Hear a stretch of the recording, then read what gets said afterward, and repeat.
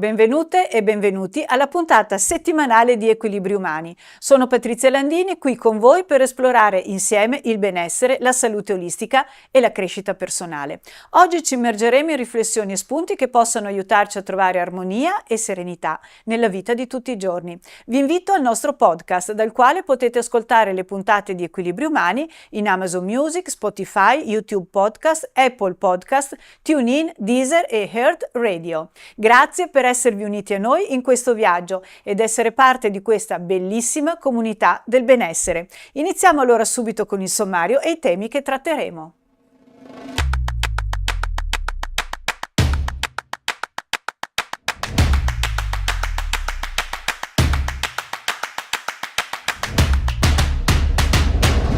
Alimentazione naturale, scegliere con consapevolezza per il benessere personale e del pianeta. La potenza curativa della risata, un alleato contro lo stress.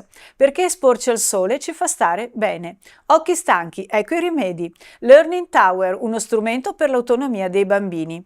Cacao amaro, un alleato per corpo e mente. Ospiti: Antonella Rizzato, amministratore delegato di Grande Impero, e con lei parleremo di pane. Marisol Aguilera, life e mental coach che si occupa di donne. Bene, il cibo è una delle esperienze più intime e quotidiane che abbiamo. Ogni giorno siamo chiamati a fare delle scelte che non solo determinano il nostro benessere, ma anche l'impatto che la nostra vita avrà sul pianeta.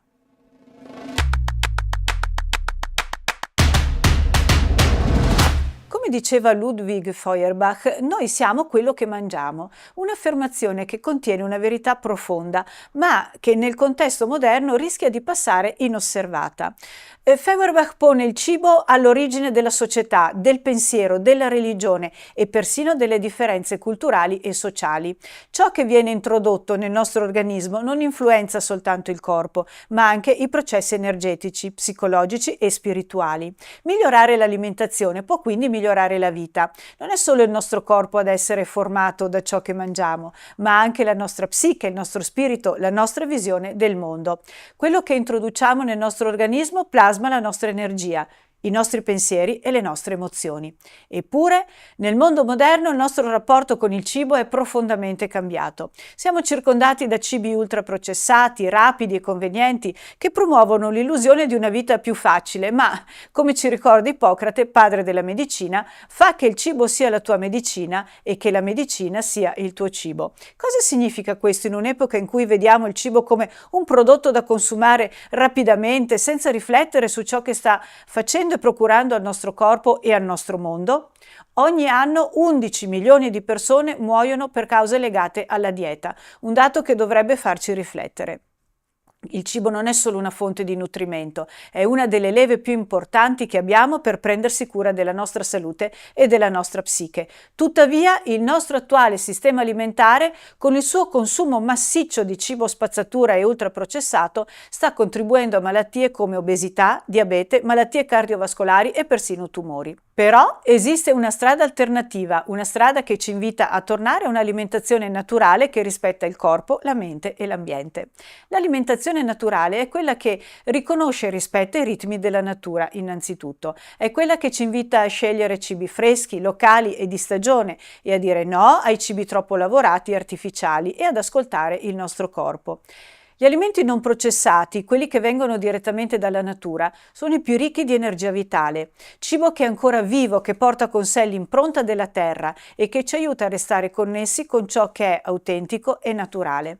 Tuttavia, non è sempre facile scegliere questa strada. Viviamo in una società che ci offre comodità e velocità e spesso ci facciamo sedurre dalla praticità del cibo confezionato, dal gusto artificiale che ci rende dipendenti. La vera sfida nell'alimentazione naturale non è solo quella di cambiare dieta, ma di cambiare la nostra mentalità. È un atto di consapevolezza. Il cibo che scegliamo ha un impatto non solo sulla nostra salute, ma anche sull'ambiente che ci circonda. Possiamo imparare a sceglierlo con consapevolezza, ad ascoltare il nostro corpo e nutrirci senza assuefarci a sapori artificiali e dipendenza che ci impongono i cibi ultra trasformati.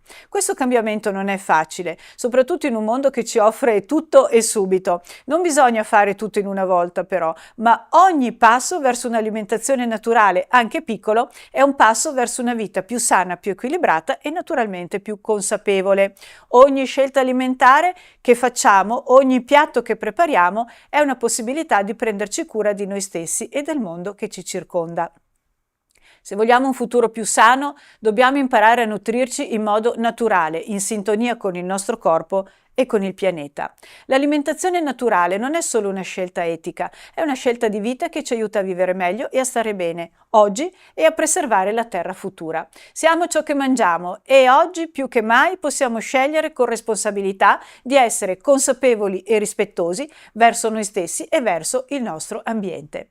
Bene, oggi abbiamo il piacere di avere con noi Antonella Rizzato, una donna che ha saputo coniugare la passione per la tradizione con l'innovazione, trasformando la sua vita e la sua carriera in un esempio di coraggio e determinazione.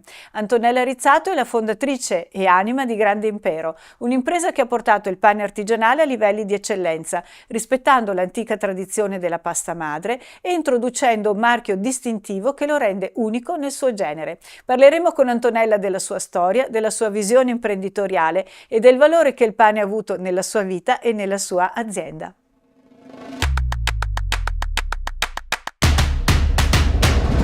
Abbiamo il piacere di avere con noi Antonella Rizzato, una donna che ha saputo coniugare passione, tradizione e innovazione nell'alimento principale della cultura e dell'enogastronomia dell'umanità, della storia dell'umanità proprio. È la fondatrice e amministratore delegato di Grande Impero, un'impresa che ha portato il pane artigianale a livelli di eccellenza. Bene, parleremo allora con lei della sua storia, della sua attività e della visione imprenditoriale che lei è riuscita a collegare con il pane e il valore che ha avuto il pane nella sua vita e nella sua esperienza. Grazie Antonella Rizzato di essere Prima con di noi. tutto, grazie a lei, grazie del graditissimo invito, grazie veramente. Sono sempre occasioni importanti perché vanno a testimoniare quanto poi la realizzazione di un sogno possa essere possibile. Mm. Secondo me ogni imprenditore, ma ogni persona che raggiunge l'obiettivo che si era prefissata dovrebbe comunque darne testimonianza, no? Perché è vero che diventa poi un modello, diventa uno stimolo, soprattutto per i giovani, che secondo me in questo momento storico, particolarmente in questo momento storico, ne hanno bisogno. Il mio è stato un sogno che nasce poi da un background di Mm. formazione, da un percorso importante all'interno di un gruppo bancario, sempre stata amante della crescita personale, sempre stata amante proprio del trasferire, non so, ho sempre avuto la passione sin da bambina di poter trasferire e essere un po' un modello. Per cui ho soltanto trasportato ciò che ero e ciò che sono, mi auguro di rimanere tale, all'interno di questa piccola realtà. Era un'azienda che veniva dalla famiglia del papà di mia figlia, quindi forte di questa esperienza nel settore della panificazione, ho detto, nelle realtà della panificazione non ci sono aziende, a meno che non Mm. siano industrie. Quindi Sì. abbiamo veramente unito la passione, la storicità del vero pane con l'idea di creare una vera e propria azienda. E quindi oggi siamo leader nel settore della panificazione artigianale con numeri industriali, distribuiamo con circa 3.000 rotte consegne al giorno pane fresco nel centro e nord Italia. E siamo un numero di persone che fa un bel gruppo e ogni giorno coltiva il suo sogno. È una realtà veramente interessante e penso anche tra le uniche che abbiamo, almeno qui in Italia. Ma lei come è riuscita proprio a coniugare allora questa storicità? Cioè, il pane noi ce lo immaginiamo sempre fatto dal fornaio, no? Quindi all'interno della sua bottega o della sua azienda, quando poi cresce un po', ma come è riuscito a portare allora questa innovazione e questa capacità di distribuirlo e di portarlo quindi fresco, pronto nei suoi punti vendita? Guardi, in realtà quello che io cerco di trasferire a mia figlia, ai ragazzi, che sto inserendo tanti ragazzi giovani perché ho Mm. voglia di gioventù, di idee nuove, di freschezza, no? L'esperienza la portiamo noi, la portiamo noi che abbiamo appunto passato di ANTA. Come ho fatto? Io dico che sembrerà un modo di dire un po' trito e ritrito. Io ho avuto ben chiaro quello che volevo creare, prima come persona, poi ho fatto quello che io volevo, mi sentivo, che sapevo, mantenendo la mia etica, perché fare business sì, vuol dire creare ricchezza, no? Creare ricchezza all'interno di un'economia, creare ricchezza per la propria famiglia, benessere, però dipende tanto da il costo che ha questa ricchezza, quindi dipende molto dalla tua etica personale. Per cui io ho sempre detto, voglio creare una grande azienda dove la conseguenza siano i soldi e non viceversa.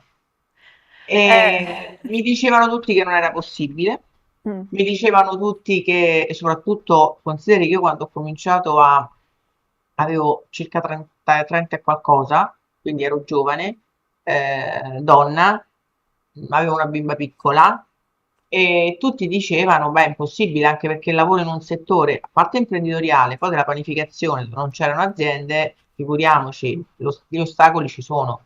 Ma gli ostacoli sono ostacoli a seconda di come li vedi o solo delle grandi opportunità di sfida.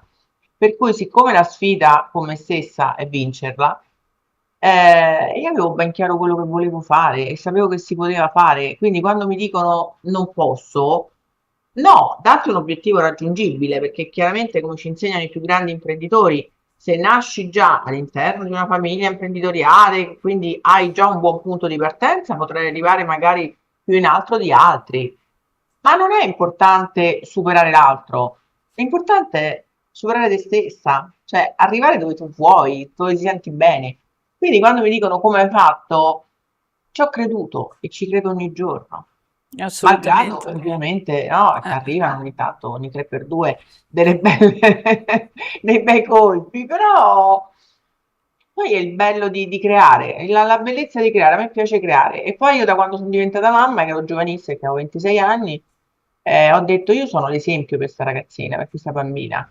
Quindi il più grande obiettivo per me è essere un esempio. L'esempio lo dai soltanto facendo, perché come si dice in formazione, chi sa fa, chi non sa insegna. Quindi l'esempio Certo. vale molto.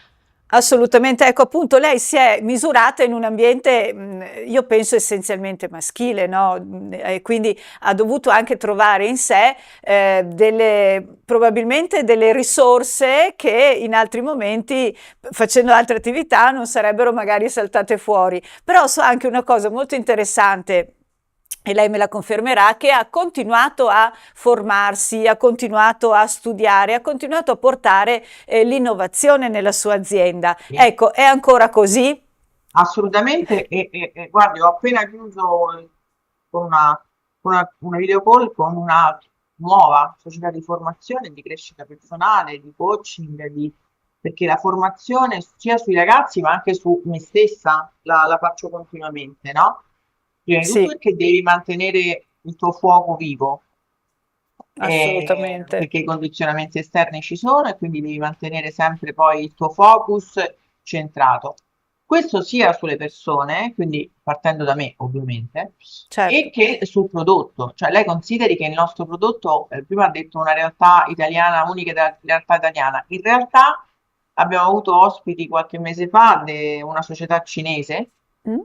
perché il nostro caso è un case history, perché non ci sono aziende altamente eh, e tecnologicamente avanzate nella produzione di pane fresco come siamo noi e siamo oltretutto abbiamo un continuo studio sulla ricerca e sviluppo per la nostra pasta madre. Siamo l'unico pane di pasta madre, al 100% di pasta madre, Grande Impero è, certificato da due università italiane, quella di Bari e quella di Bolzano, come unico pane di pasta madre con il Incredibile. processo di lievitazione naturale. Quindi per Eh, noi lo studio, l'attenzione al prodotto, i ragazzi nostri vanno spesso a Bruxelles piuttosto che a Parma da un nostro partner per fare continue ricerche. Questa madre è ultradecennale, noi la conserviamo veramente come fosse una seconda figlia nei nostri 5 laboratori e siamo entrati anche con modestia all'interno anche della grande distribuzione, dove noi sappiamo, no, è un po' per tutto per mm, chi fa un prodotto di livello,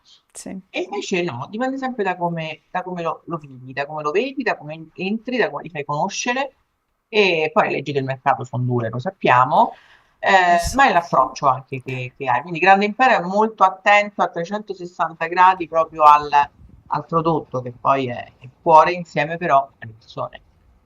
Assolutamente, infatti io vorrei anche chiederle appunto, visto che lei ha questa grande attenzione sul suo prodotto, ecco, che ruolo crede che potrà giocare il pane in un mercato che si sta facendo sempre più vicino a dei cibi poco nutrienti, poco salutari, pensiamo a quegli alimenti veloci, ai cibi ultraprocessati. Ecco, è una gara dura questa oppure le persone riescono a capire la qualità dei prodotti? Allora, in Italia soprattutto c'è una grande sensibilità alla qualità del prodotto.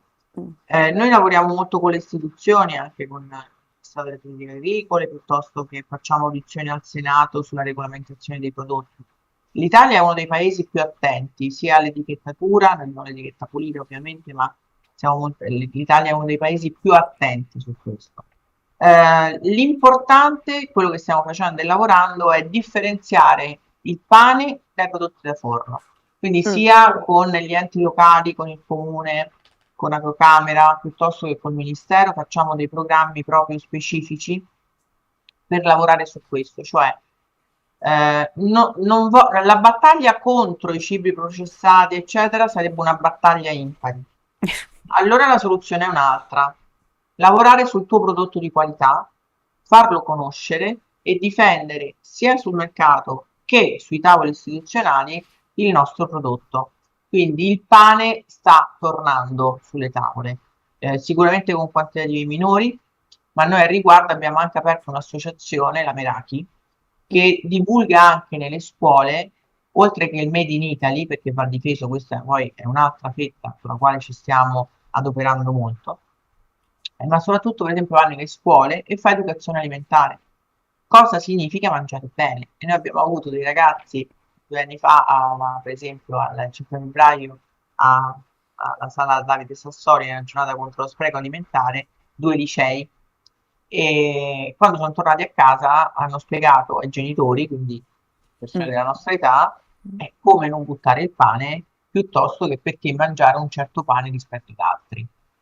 E quindi ecco, diciamo che la battaglia è dura, ma è una battaglia un po' grande in genere, cioè perché poi si innescano dei meccanismi politici, economici, no? Che mandano a favore delle cose piuttosto che altre.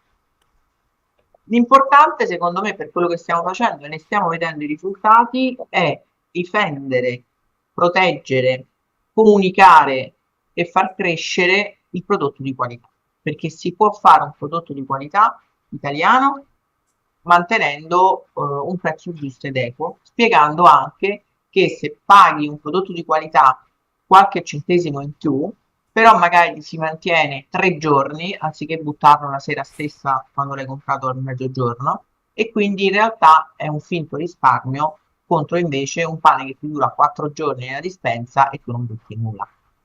Questo lo stiamo Assolutamente. divulgando molto, sia sui tavoli istituzionali che, ripeto, anche attraverso l'associazione Meraki, perché stiamo difendendo anche il Made in Italy e quindi stiamo Importante. facendo anche una comunicazione molto importante sul Made in Italy, perché il nostro paese ha tantissime qualità, tantissimi prodotti di eccellenza e dovremo difendere un po' anche la nostra tradizione, questo prodotto antico e simbolico per eccellenza, oltretutto. Sì, più che tradizione e cultura, veramente il pane è davvero tutto, è una delle fonti della vita. Ma io so che lei ha partecipato alla conferenza stampa riguardo al pane del Giubileo. Ecco, siamo Sì. nell'anno del Giubileo. Ci vuole raccontare di cosa si è trattato? Guardi, ieri è stata una giornata veramente gratificante.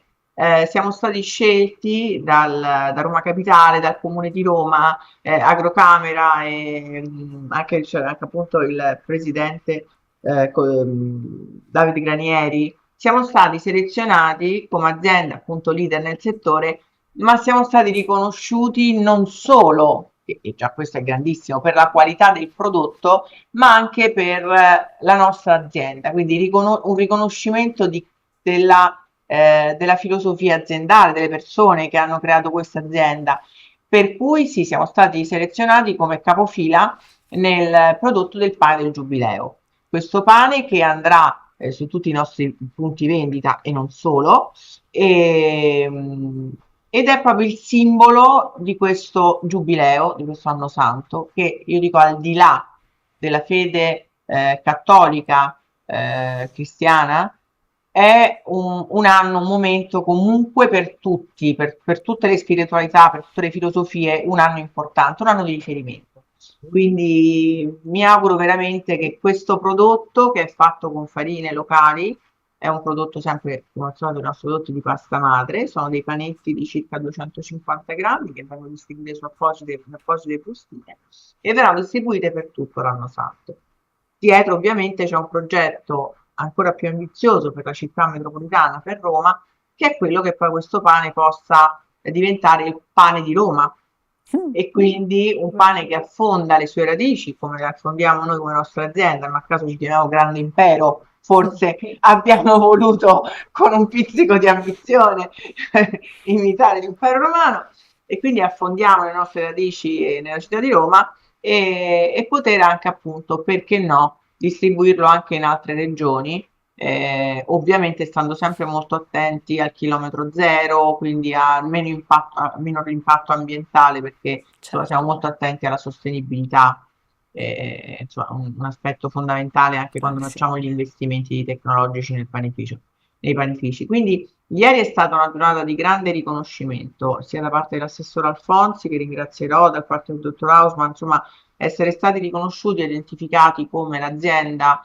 leader che possa, ecco, distribuire, produrre, creare, quindi collaborare con loro e quindi anche all'interno di questo anno del giubileo, che sia poi uno strumento anche di speranza e di condivisione.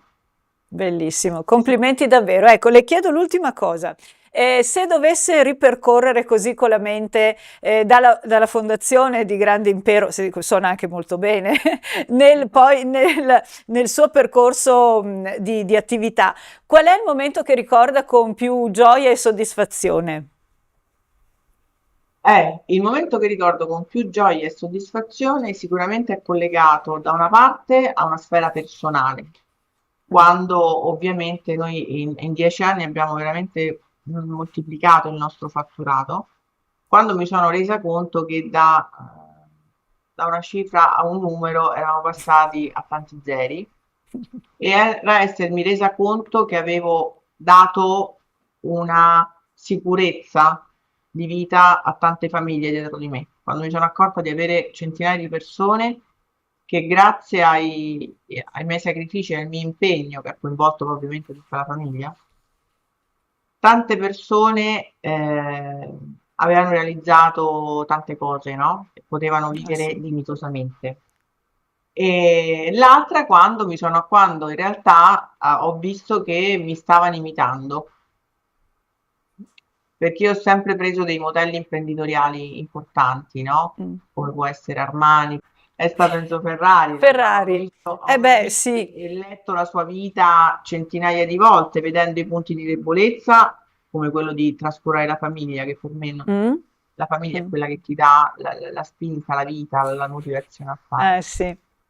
È quello proprio di aver visto, come diceva Armani, il giorno che ho visto i miei vestiti di outlet sui banchi del mercato, ho capito che avevo raggiunto un qualcosa, un livello, e potevo essere un modello, un esempio per tanti.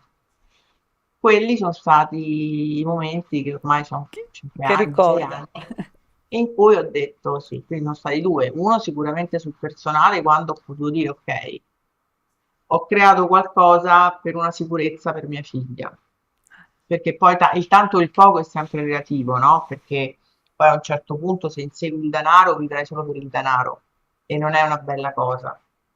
L'imprenditore deve essere molto attento al guadagno, perché io ho anche una responsabilità a un discorso di economia nazionale, perché ognuno di noi nel suo piccolo o grande Sì. può produrre o danneggiare tutta una filiera. È questo che non capiamo, no? Perché poi in Italia che cos'è che, ma forse nel mondo, che cos'è Mm. che manca? È comprendere che tanto facciamo parte di un tutt'uno, di un sistema. Quindi Assolutamente. se noi andiamo a danneggiare qualcosa o non creiamo in realtà non stai danneggiando solo te stesso, ma stai danneggiando l'intero sistema, mondo. Certamente, Quindi certamente, quando ho visto che è potevo vero. essere un punto di riferimento per dei ragazzi, un punto di riferimento per i miei ragazzi, quando me lo ricorderò sempre, quando un ragazzo è venuto, un ragazzo che lavorava con noi, mi ha detto, Capa, io ti voglio ringraziare perché l'altro giorno sono andato con mia moglie e ho comprato la cameretta per il bambino. Per la prima volta erano andati in un negozio di mobili e avevano comprato la cameretta del bambino. Eh beh. E dietro a quella cosa per me c'è stato il mondo, che è la motivazione per creare. Assolutamente. Bene, bene. Io allora non posso fare altro che ringraziarla, Antonella, per l'esempio che ci ha portato, per il racconto Grazie a voi. della sua vita e della sua storia imprenditoriale. Grazie allora Grazie. davvero tanto. A presto, Grazie, grazie a mille, buona presto. giornata. Benessere Community. Immagina un luogo dove il tuo benessere incontra l'esperienza. Dove antiche discipline si fondono con le tecnologie più avanzate. Un luogo che connette professionisti del benessere, centri di sviluppo, esperienze di bioturismo, centri medici, accademie di formazione. Chi promuove il benessere attraverso il cibo, con chiunque cerchi un equilibrio tra corpo, mente e anima. Benessere Community non è solo una piattaforma, è una visione. Uno spazio dove scoprire percorsi, creare connessioni autentiche e crescere insieme. Con il nuovo anno vedrà alla luce un progetto che trasformerà il tuo modo di vivere il benessere, unendo tradizione e innovazione in un'esperienza unica. Che tu sia un professionista, un centro specializzato, un promotore del benessere o un viaggiatore in cerca di armonia, Benessere Community è il punto d'incontro per costruire insieme un futuro migliore. scopri, condividi, cresci. Il tuo benessere è la nostra missione.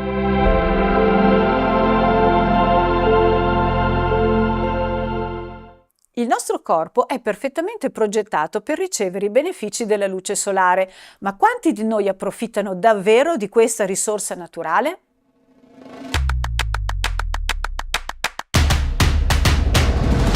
La scienza ha ampiamente dimostrato che la luce solare è fondamentale per il nostro benessere psicofisico. In particolare, una carenza di esposizione al sole è stata associata a una serie di problematiche come depressione stagionale, ansia, insonnia, spossatezza, irritabilità e malinconia. Circa il 30% della popolazione mondiale soffre di questi disturbi, specialmente durante la stagione invernale, quando la luce solare è più scarsa. I disturbi affettivi stagionali, meglio conosciuti come SAD, sono legati a una diminuzione dei livelli di serotonina, l'ormone della felicità, che viene stimolato dalla luce solare. In parole povere, la luce del sole non solo ci dà energia, ma ci aiuta anche a mantenere un equilibrio emotivo. E non è solo questione di umore. La luce solare è un regolatore naturale dei ritmi circadiani che governano il nostro sonno e la nostra veglia. Perché allora è così importante la luce? Ebbene, il termine salute si può far risalire al latino sat lux, che significa abbastanza luce. La luce quindi è alla base del nostro benessere. Ogni volta che il nostro corpo è esposto al sole si innescano una serie di reazioni chimiche positive che influenzano tutti i sistemi del nostro organismo. Ad esempio, la melatonina, che regola il sonno, viene prodotta in maniera ottimale solo quando siamo esposti alla luce solare. Questo processo a sua volta aiuta a combattere l'insonnia e a garantire un sonno naturalmente migliore. Un altro effetto incredibile del sole è la produzione di vitamina D, un nutriente fondamentale per la salute delle ossa e la regolazione del sistema immunitario. L'esposizione al sole è uno dei principali fattori per la produzione naturale di vitamina D. Infatti, la vitamina D non solo aiuta ad assorbire il calcio, ma è anche cruciale davvero per prevenire malattie come l'osteoporosi, l'osteopenia e per contrastare dolori articolari e le artrosi. Oltre a questi benefici, la luce solare attiva anche la serotonina, un neurotrasmettitore che ha un effetto positivo sul nostro umore, favorendo una sensazione di calma e felicità. È proprio questa produzione di serotonina che rende l'esposizione al sole un vero e proprio antidepressivo naturale. Il sole aiuta anche a migliorare la circolazione sanguigna, infatti stimola la traspirazione, un meccanismo che aiuta a depurare l'organismo favorendo l'eliminazione delle tossine. Questo effetto è particolarmente importante per chi ha problemi di pressione alta o problemi cardiovascolari, poiché la migliorata circolazione porta a un miglioramento del tono muscolare e dell'ossigenazione dei tessuti. Ma attenzione, non possiamo parlare di sole senza ricordare che l'esposizione eccessiva ai raggi UV può portare a danni irreversibili alla pelle. L'invecchiamento precoce, la formazione di macchie solari e nei casi più gravi il rischio di melanomi sono associati a un'esposizione solare eccessiva senza la giusta protezione. Perciò, come per tutte le cose, è importante trovare il giusto equilibrio e seguire alcune linee guida per evitare danni. Insomma, non siamo fatti per vivere isolati e in ambienti chiusi, siamo parte della natura e la luce solare è un elemento fondamentale del nostro benessere. Dobbiamo abbracciare il sole, fare una passeggiata all'aperto ogni giorno e nutrirci di luce, sia per la nostra pelle sia per la nostra mente. Il sole è una risorsa fondamentale che ci offre energia, serenità e salute. Esiste un alimento che soddisfa il palato e offre anche numerosi benefici per la salute, il cacao amaro. Scopriamolo allora con il nostro servizio. Il cacao amaro è un vero e proprio alleato per il benessere del corpo e della mente. Derivato dai semi della pianta di cacao, è ricco di flavonoidi, composti naturali che agiscono come potenti antiossidanti, proteggendo le cellule dai danni provocati dai radicali liberi.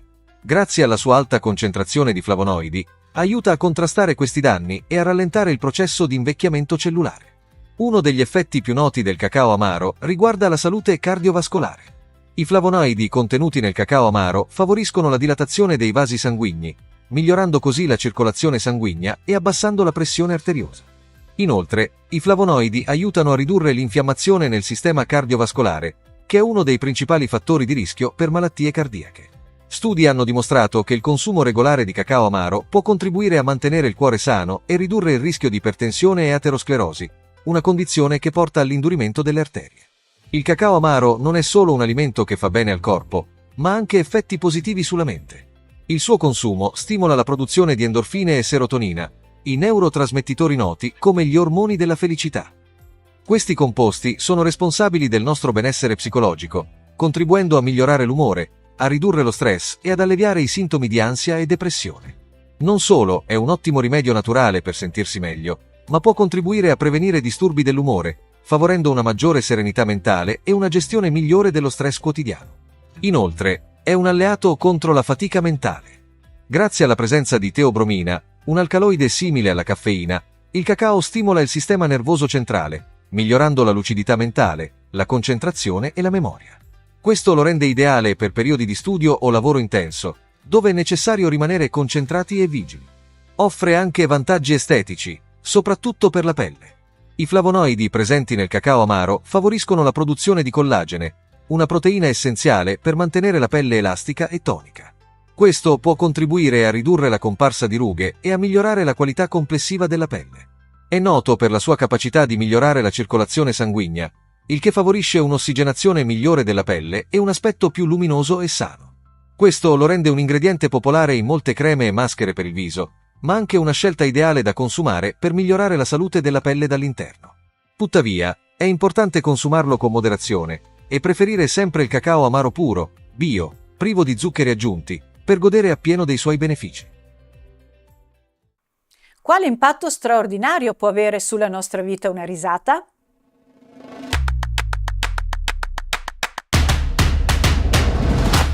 Un esempio emblematico arriva da Norman Cousins, un giornalista e ricercatore che nel suo libro La volontà di guarire, anatomia di una malattia, racconta come abbia utilizzato la risata e il buon umore per affrontare una grave malattia.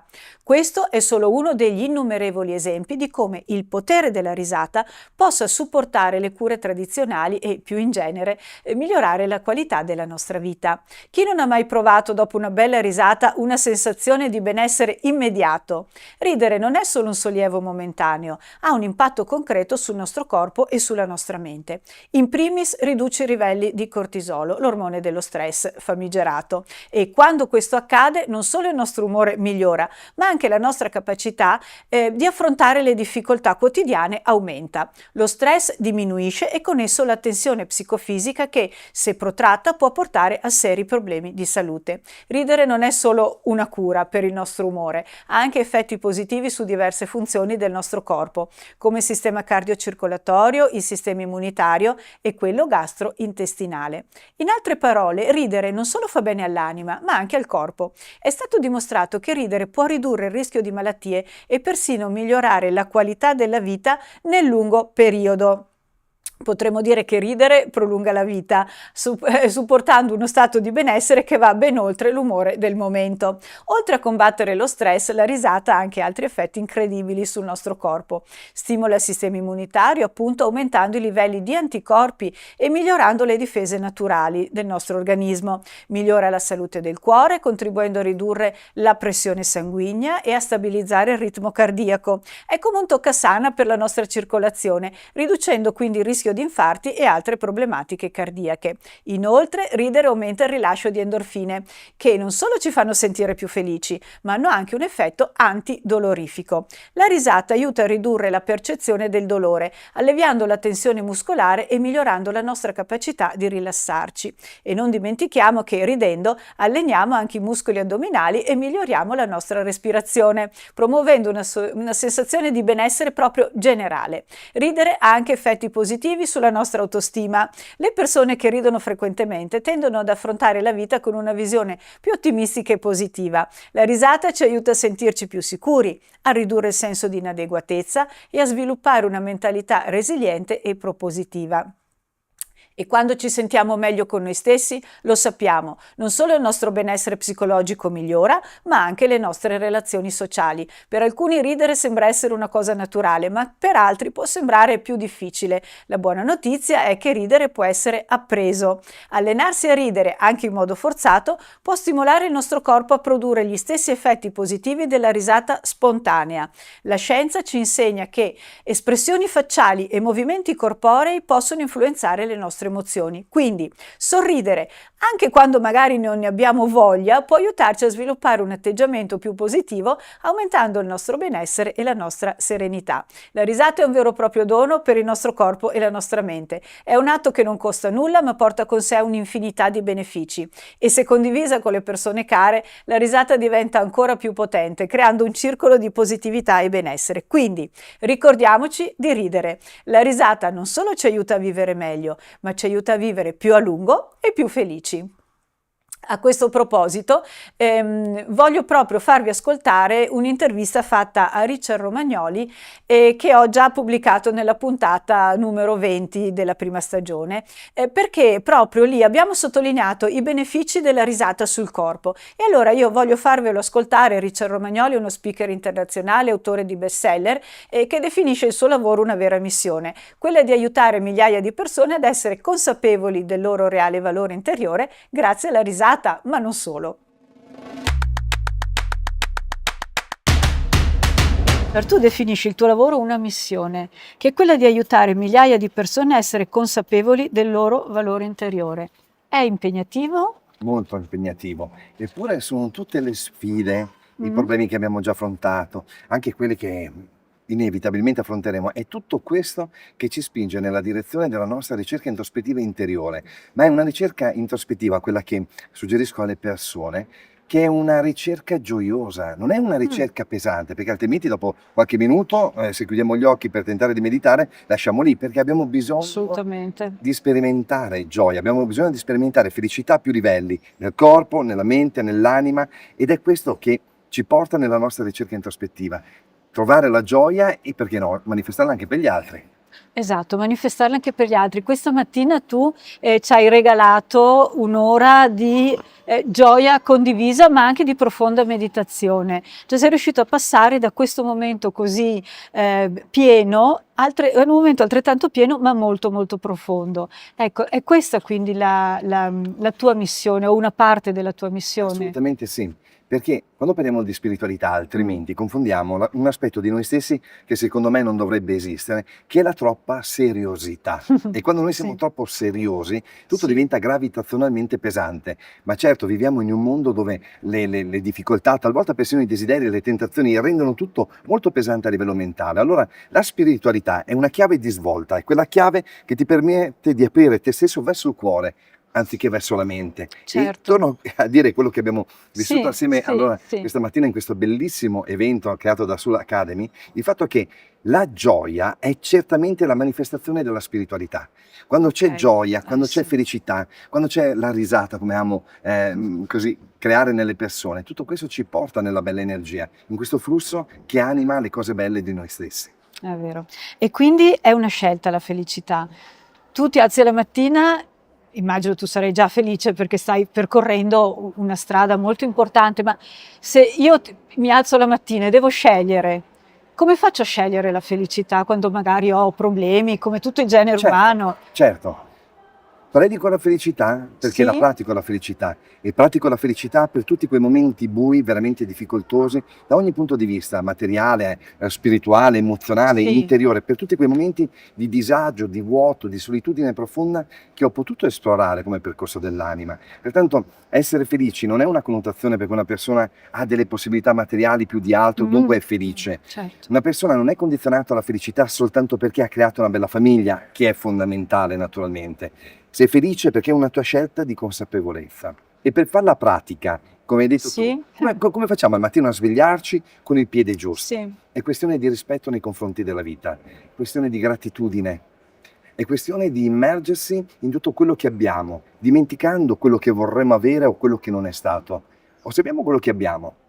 È tutto straordinario. Certo che le persone più intelligenti, coloro che hanno vissuto esperienze importanti, formative nella loro vita, io ho avuto la fortuna perché l'ho voluto, di girare il mondo, di toccare con mano la sofferenza di altri popoli, Sì. di altre situazioni. Una persona che vive questo e anima la propria intelligenza riconosce che quando ritorna nel proprio stato, nella propria quotidianità, è davvero già felice, perché ha tutto, ha l'acqua potabile, ha l'ossigeno, ha delle gambe, ha delle mani. E chi non ha tutto questo? Beh, ho incontrato delle persone che non avevano neppure gli arti del corpo ed erano terribilmente felici perché lo hanno scelto. Allora che cosa condiziona la nostra felicità? Il nostro profondo rispetto per la vita, per la vita. Per la vita, per la vita, sì, hai ragione. E tu tutto questo lo racconti nel tuo film Surrender. Hai fatto questo film con Thomas Torelli, che è un grandissimo Certo. regista che si occupa essenzialmente di crescita personale. E tu cosa racconti quindi? Anche questa l'esperienza un po' più buia, diciamo, che hai vissuto? Sì, questo docufilm Surrender, per cui questa amorevole arrendevolezza ad una fonte, ad un'energia più elevata, in questo docufilm viene raccontata la storia mia e della mia famiglia, di Sara, delle mie figlie, quando abbiamo attraversato un momento molto critico, difficile, dopo che ci eravamo definitivamente spostati, abbiamo vissuto in India. Questo Sì. ritorno forzato dall'India ha causato diversi traumi. Allora, in questo docufilm viene raccontata qual è stata la forza che ci ha permesso di uscire da quel baratro, di uscire da quella voragine. Come abbiamo fatto? Dal niente, anche a livello economico che si aveva nel momento in cui eravamo ritornati in Italia. Immagino. Nel docufilm il grande regista Thomas Torelli è riuscito a veicolare il messaggio più importante. Quando tu sei nel flusso dell'amore, le cose accadono, ma l'amore è un'energia e questa energia viene canalizzata nella nostra quotidianità attraverso semplici atti di vita vissuta e in Surrender tutto questo si percepisce. Bene, dove si può trovare allora questo film? Adesso fortunatamente dopo un tour che abbiamo fatto nelle principali città sì. italiane, nei vari cinema e teatri e anche online, per cui nel mio sito che è imepi.shop si può scaricare questo docufilm con tutti i bonus track di questo meraviglioso film e dell'esperienza dietro le quinte. Fantastico. Allora, il libro Epigenetica. Sta riscontrando, ho sentito dire, Sì. ma ne sono certa, un certo interesse anche da parte della medicina. Certo. Vuoi darci due parole anche su questo? Perché Certo. è un argomento, credo l'argomento del giorno, della Assolutamente sì. vita anche, no? Grazie per questa introduzione. Epigenetica fa il verso ad un altro termine molto importante nella comunità scientifica che è epigenetica. Abbiamo scienziati, neuroscienziati, eminenti oncologi che ci illustrano, che ci spiegano, che ci spronano, che ci illuminano a capire che le nostre scelte quotidiane, dal punto di vista dell'alimentazione, delle pratiche di vita quotidiane, ma anche per quanto riguarda la nostra capacità di percepire un certo tipo di emozioni, anche di pensieri. Tutto a 360 gradi impatta nella nostra epigenetica, impatta a favore del nostro benessere o del nostro malessere. Questo libro senza il meraviglioso professor Pier Mario Biava non poteva esistere, e lui è un eminente studioso di epigenetica. È avvenuto questo connubio tra di noi grazie alla serendipità, e questo libro è un dono che facciamo alle persone che lo leggono per sentirsi realmente ispirati. E io credo che la scienza sia un contributo straordinario per il mondo della spiritualità. La spiritualità senza scienza non può esistere, e la scienza senza spiritualità non è scienza. Quante volte ci siamo trovati a sfogliare il telefono, a guardare uno schermo per ore, con gli occhi che cominciano a bruciare, a lacrimare e a sentirsi stanchi?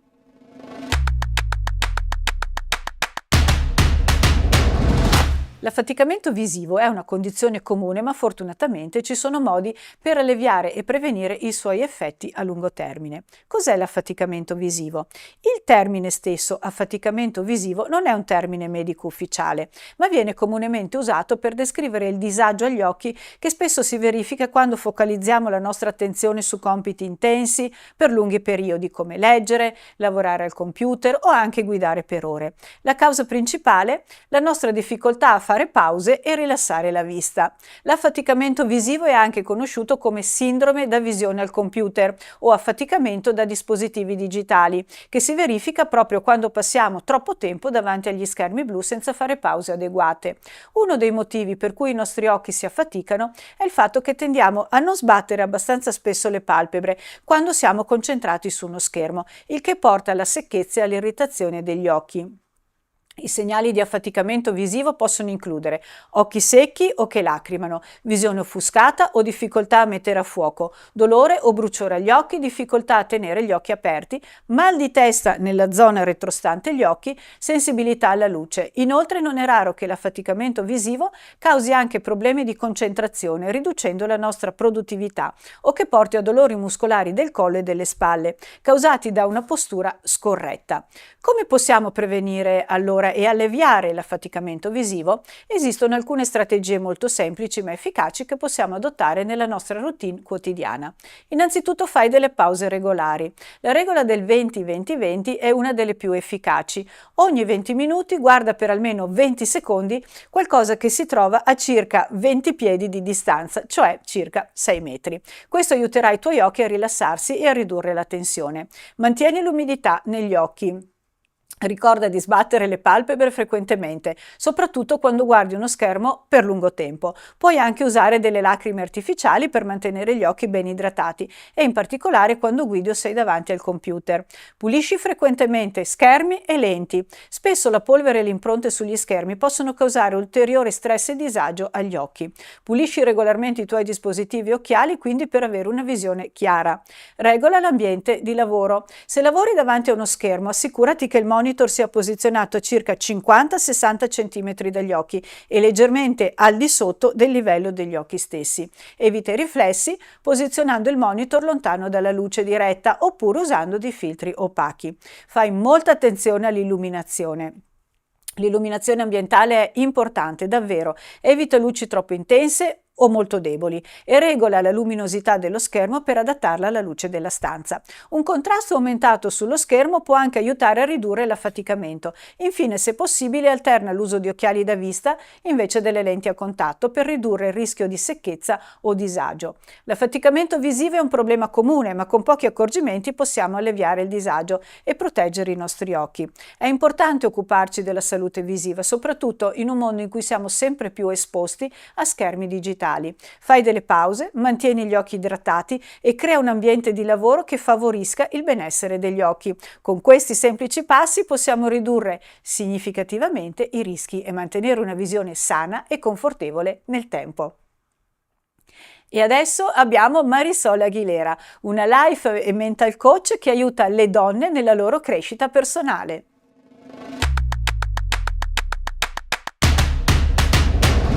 Grazie Marisol di essere con noi. Grazie a te, è veramente un onore essere qua con te. Sono dall'Ecuador e sono arrivata a Rimini nel 2009.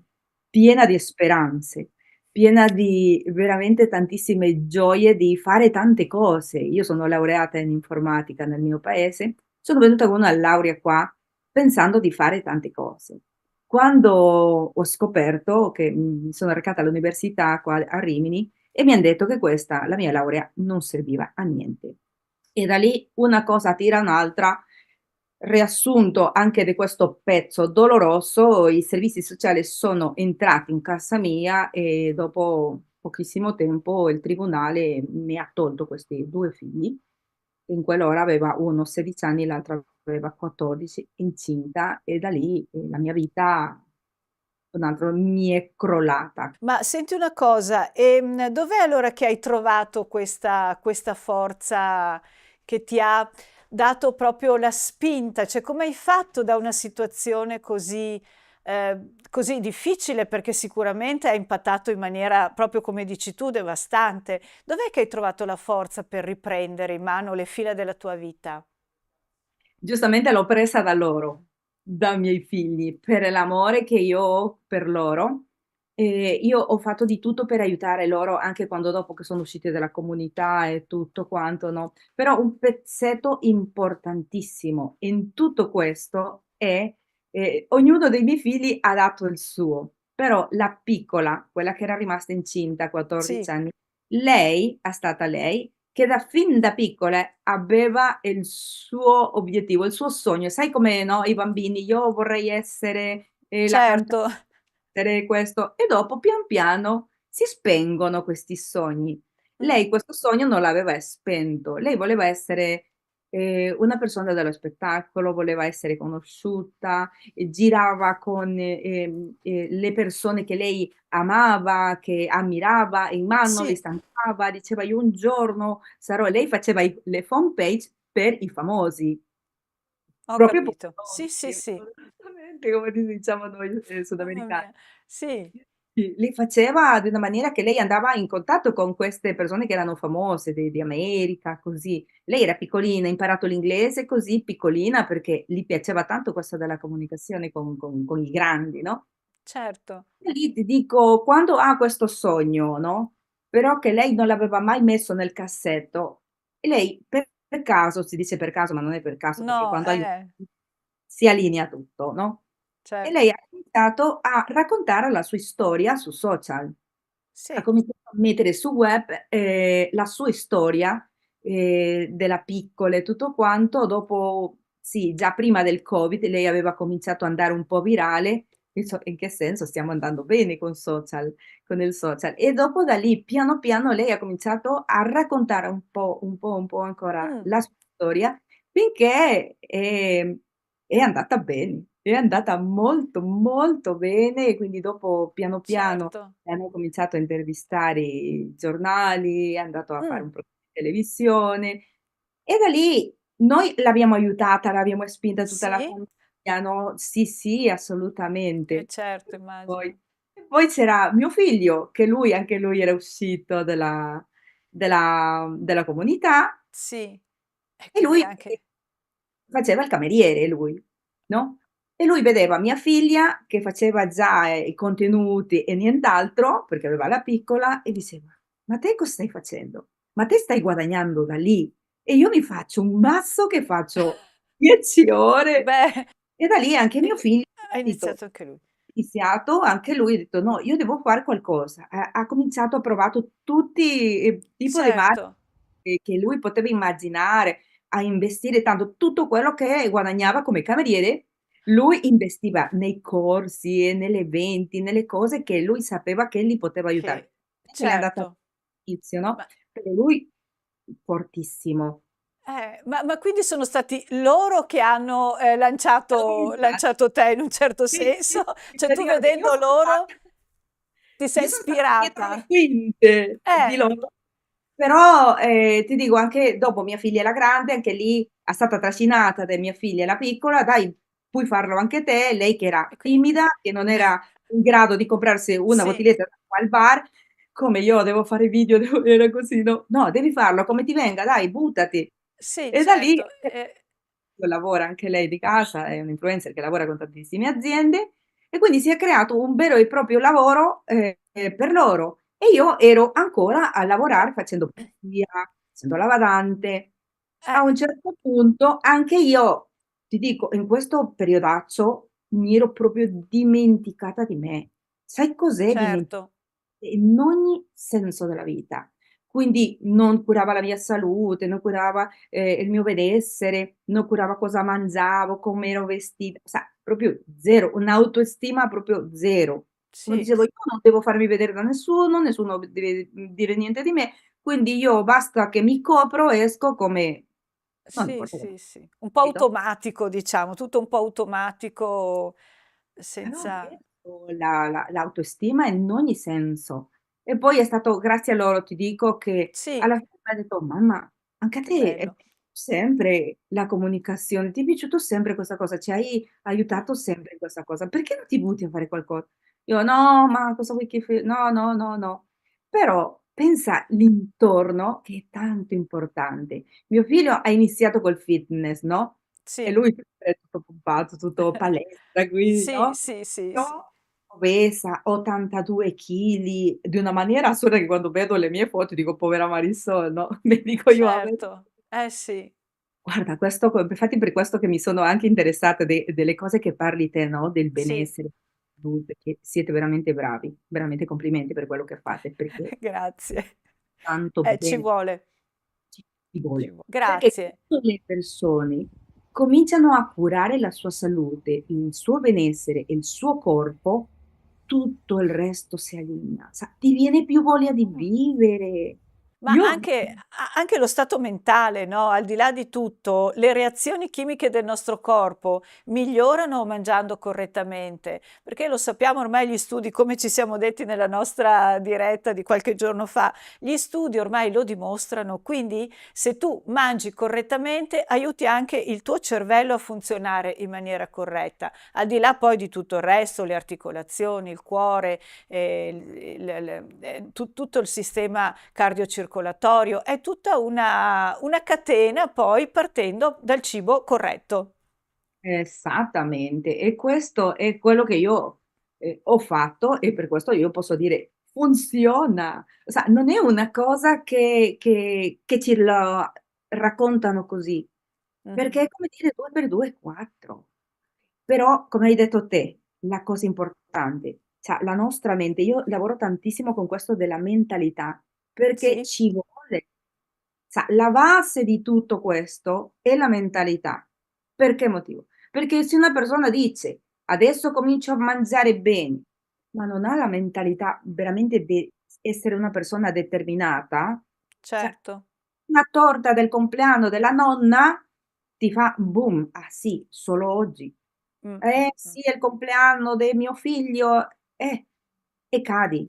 Esatto. Quando sei determinata con una mentalità: "Io adesso c'ho questo è il mio obiettivo e lì devo andare", e te non vai a destra né sinistra. Allora Marisol, prima di lasciarci, dammi un consiglio, cosa vorresti dire, cosa vorresti comunicare alle donne che magari appunto, non sentono di avere quel valore che in realtà hanno, innanzitutto come esseri umani e poi proprio come donne in quanto portatrici del femminile. Ecco, bellissimo, bellissimo. Hai parlato proprio della parola giusta, il valore. Il valore non te lo dà la persona che hai a fianco nella persona che è di fronte a te. Quando cominci a conoscerti, sì, quando stai bene con la salute, col benessere, che ti trovi veramente bella, che ti guardi allo specchio e dica: "Che bella che sono io", Mh-mh. perché Certo, così che cominci a darti il tuo valore. Te dopodiché non glielo permetti a nessuno che ti dia un valore meno di quello che hai te.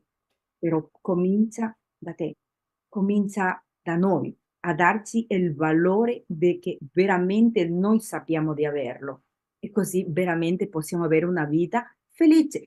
È possibile. La gente dice che non è possibile, ma invece è possibile. Io un bacione a tutte le donne che son determinate, a tutte le donne che ancora non stanno vivendo la vita piena. Vi certo, dico, certo. si può fare, perché noi abbiamo un valore immenso. Certo. Beh, ce l'hai comunicato con così tanta convinzione vera che si sente che passa, quindi io non posso fare altro che ringraziarti di tutto cuore, Marisol, per questa tua testimonianza, e se avrai voglia ne parleremo ancora e ci ritroveremo qui in questo salotto virtuale che però può dare tanto, insomma, alle persone che hanno voglia di mettersi un po' in gioco. Davvero. Ah, Grazie davvero. a voi, grazie davvero. Grazie e alla prossima allora. Conoscete la Learning Tower o torre di apprendimento? Uno strumento che può davvero fare la differenza nel percorso di crescita dei bambini.